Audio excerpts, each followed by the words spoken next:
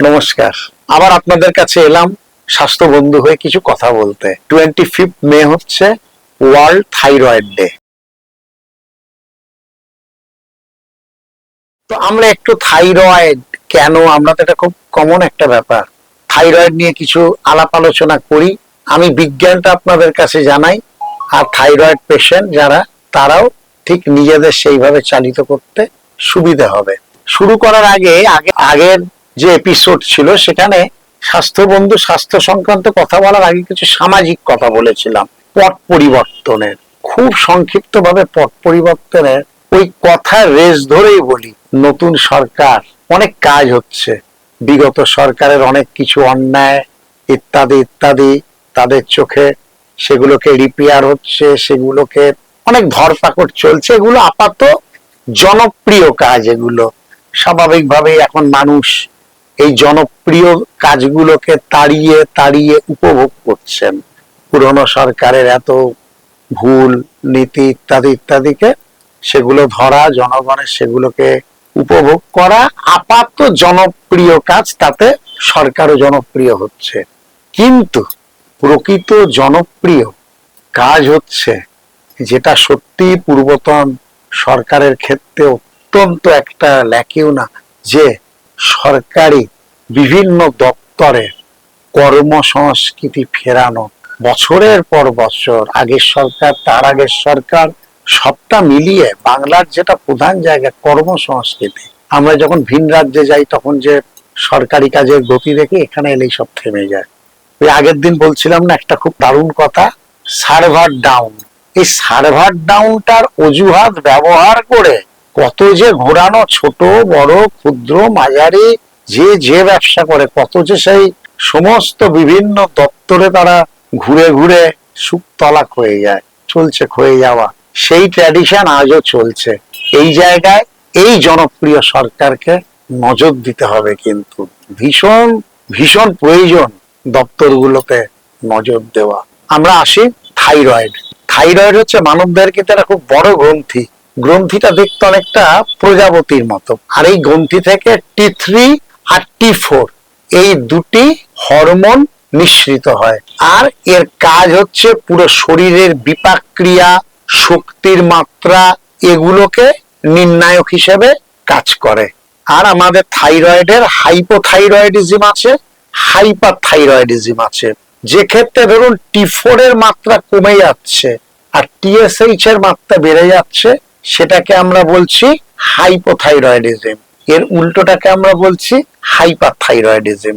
তাহলে T3, T4, TSH এই মাত্রার ওঠানামার উপর আমরা হাইপোথাইরয়েডিজম আর হাইপার থাইরয়েডিজমকে আমরা নির্ণয় করছি।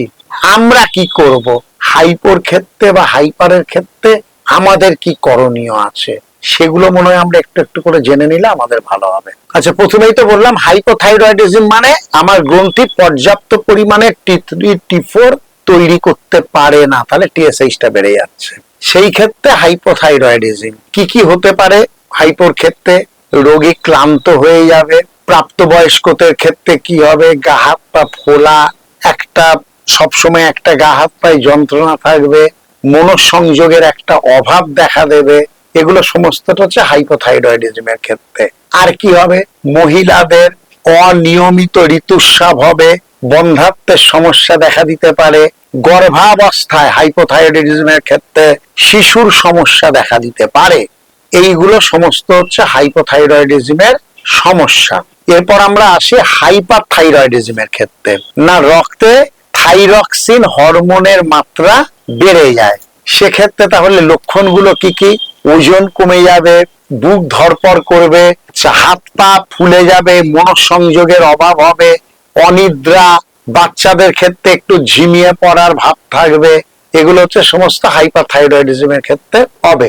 হাইপারথাইরয়েডিজমের ক্ষেত্রেও বন্ধ্যাত্বের সমস্যা দেখা দেবে, একটা সবসময় একটা দুর্বল ভাব থাকবে। এই সমস্তটা হচ্ছে অর্থাৎ হাইপার, তার যা যা লক্ষণ আছে লক্ষণগুলো মূলত একই রকমের। এবার আমরা কি করব, হাইপো হোক হাইপার হোক, আমরা কি কি করব, আমাদের কি কি কর্তব্য দায়িত্ব, সেটা আমরা এবার একটু জেনে নিই। কোন গর্ভাবস্থা মায়ের যদি হাইপোথাইরয়েডিজম থাকে তাহলে তার যে সন্তান গর্ভজাত তার বৃদ্ধি এবং বিকাশ অবশ্যই ব্যাহত হবে।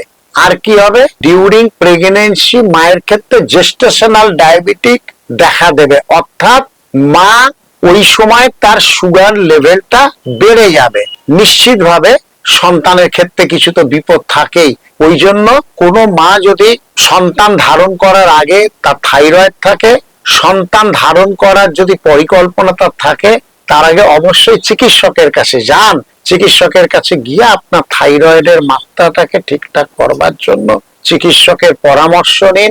চিকিৎসকের যে বিভিন্ন রকম যা মেডিসিন দেবেন সেগুলো নিতে হবে। আরেকটা কথা, এটাও আমাদের ধারণা আছে যে যদি একটা মা তার থাইরয়েড ওষুধগুলো খাচ্ছে এবং সন্তান প্রসব করার পর সেই সন্তান তার মায়ের মাতৃদুগ্ধ খেতে পারবে কিনা, বিজ্ঞান বলছে নিশ্চিতভাবে সে মাতৃদুগ্ধ সেই সন্তান খেতে পারবে।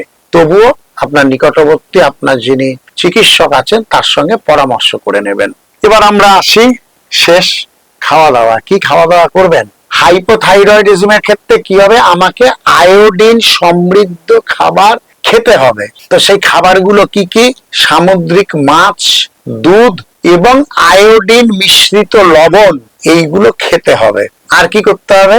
প্রচুর পরিমাণে শাকসবজি খাবেন আর পরিমিত প্রোটিনটা খেতে হবে, অর্থাৎ মাছ, মাংস, ডিম এগুলো কিন্তু খেতে হবে। প্রোটিন ইনটেক করতে হবে আপনাকে। আর কি খেতে পারেন?